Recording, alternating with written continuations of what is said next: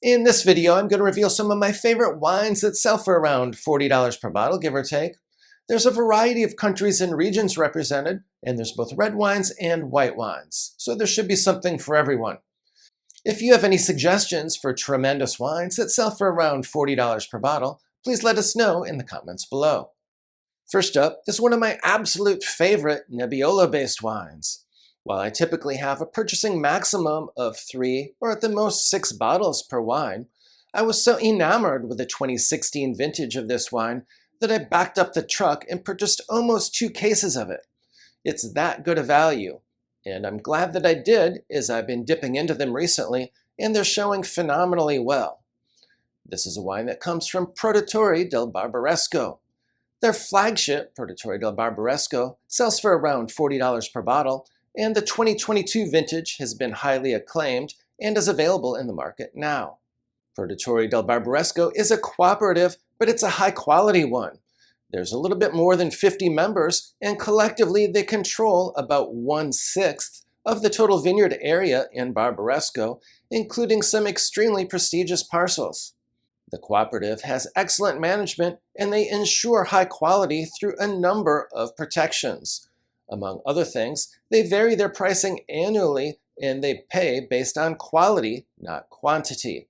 They also require their members to sell 100% of their fruit to the cooperative, so the members can't cherry pick the best of their fruit and bottle it under their own label.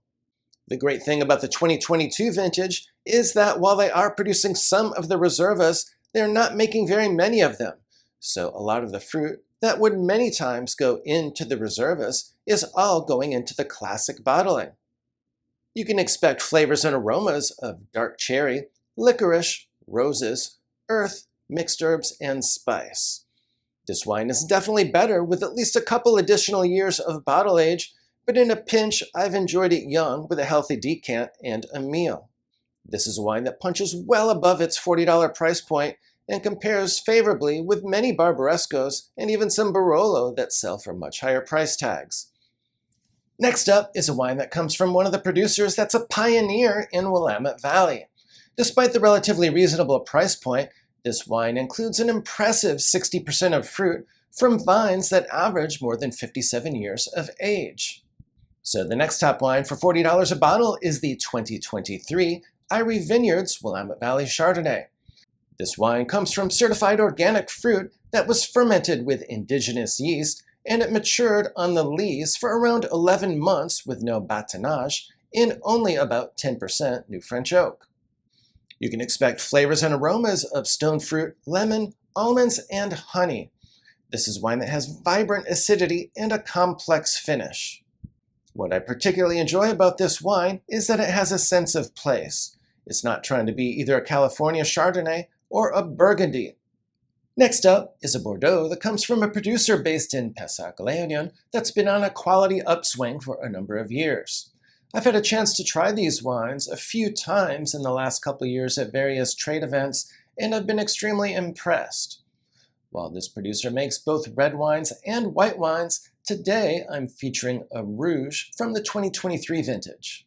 So the next top wine for $40 a bottle is the 2023 Chateau Larivé Haut-Brion.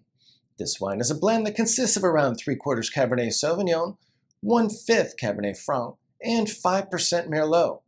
This wine matures for around 14 to 16 months in 50% new French oak, 35% oak that has 1 year of usage, and about 15% of terracotta jars. This wine has incredibly vibrant aromatics, most likely due to the healthy percentage of Cabernet Franc.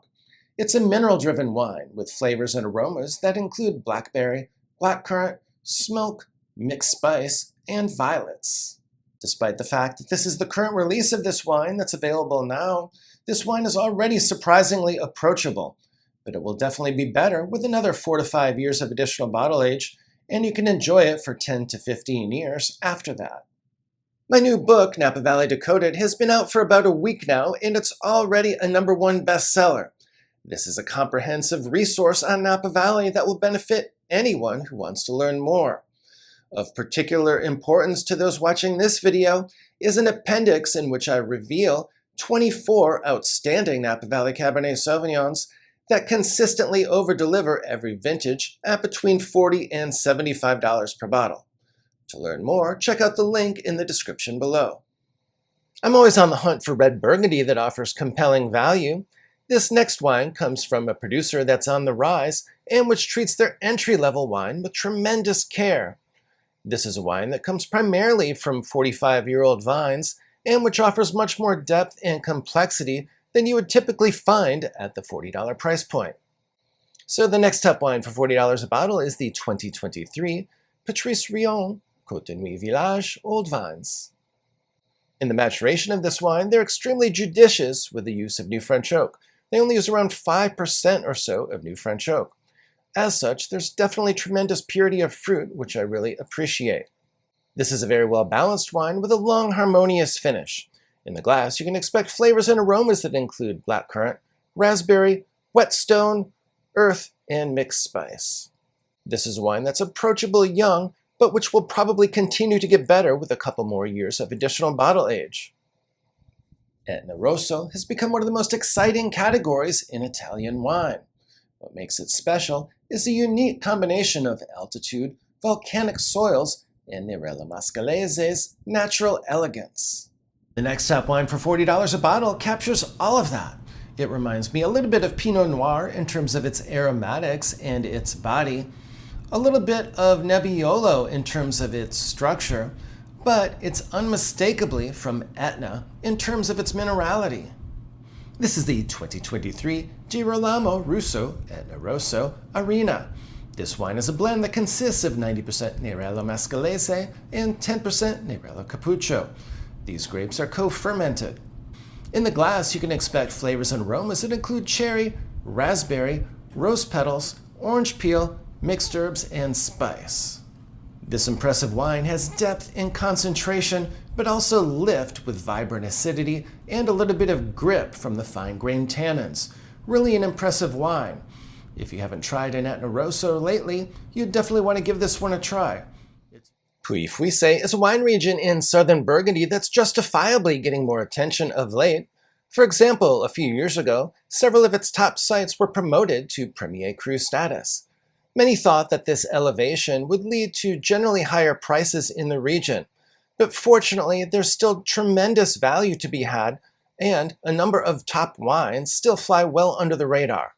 The next top wine for $40 a bottle comes from one of the standout producers in Puy-Fuissé. This is the 2023 Jacques Sommez Puy-Fuissé Eau de la Roche Old Vines. While Eau de la Roche is not yet a Premier Cru site, there's a good chance it will be in the future. This is a very special site that sits at the base of the Roche de Vergisson. The soils here are extremely thin, and these rocky slopes are extremely difficult for the vines and their roots to penetrate. These factors combine to create an enjoyable wine with a sense of place that punches well above its $40 price point. This is a mineral-driven wine with flavors and aromas that include lemon, peach, apple, almond, and white flowers. There's extremely subtle use of new oak to mature this wine. There's ample acidity and a long, clean finish with hints of saline. One of the things I like most about Italian wines is all the intriguing wines that are produced from indigenous local grapes. Certainly one of my favorite producers in Piemonte is Vietti. So the next top wine for $40 a bottle is the 2023 Vietti Timorasso Colle Tortonese d'Ertona. Timorasso is one of the most fascinating white grapes in Italy, and Vietti is one of the producers that's leading its modern revival. This is a white wine that has real structure, depth, and ability to age, much like a red wine. If you've never tried Timorasso before, you should definitely give it a try. And like most Italian wines, it's a great companion for food. In the glass, you can expect flavors and aromas of peach, lemon, lime, apple, flowers, and wet rock. There's ample acidity and an intriguing texture that I enjoy. But I will warn you that you may need to be a little bit patient with this wine. It actually gets better and improves with a couple additional years of bottle age, and even when you do open it, I've personally found that it sometimes gets better after an hour or so. So I've even started to decant it a little bit. I'll just pour it in a decanter and put the decanter on ice, and that works great. One of the most exciting producers in Spain has attracted a bit of a cult following. Their top wines sell for hundreds of dollars and are extremely difficult to locate. But fortunately, they also make a more entry-level wine that sells for around $40 per bottle in the United States, and which you can actually track down. This producer has the ambitious goal of elevating Spanish Garnacha to the same level as Syrah in the Northern Rhone. So one of my strongest Spanish wine recommendations comes from Commando G. This is the La Bruja de Rosas. This wine is 100% Garnacha. This wine used to be a blend of fruit from both the Rosas village and Madrid, but now they're focusing exclusively on the Rosas village terroir. Unfortunately, this means that they won't make as much of this wine for the next couple of vintages as they did before, but on the bright side, in my opinion, it's definitely resulted in a better wine.